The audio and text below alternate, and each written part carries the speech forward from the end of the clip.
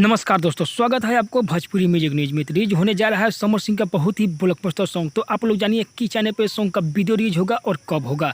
चलिए दोस्तों, वीडियो को स्टार्ट करते हैं। वीडियो को स्टार्ट करने से पहले आप लोग हमारे चैनल पर नए हो तो चैनल को सब्सक्राइब कर दो और बेल आइकन दबाना दोस्तों नहीं भूलिएगा। बहुत ही ब्लॉकबस्टर सॉन्ग के बारे में आज हम बताने वाले। एल्बम का नाम है दोस्तों नसीली नसीली। हाँ दोस्तों, फुल HD में वीडियो सॉन्ग रिलीज होने जा रहा है। तो आप लोग जानिए कि चैनल पर सॉन्ग का वीडियो रिलीज होगा और कब होगा। तो दोस्तों भगा के दोस्तों देखिएगा तो कुछ भी दोस्तों समझ में नहीं आएगा, इसलिए कहते हैं वीडियो को शुरू से अंत तक देखें हमारे वीडियो को, तब आपको समझ में आएगा कि चैनल पर ये सॉन्ग का वीडियो रिलीज होगा और कब होगा। आज हम सब अपडेट लेके आए हुए हैं।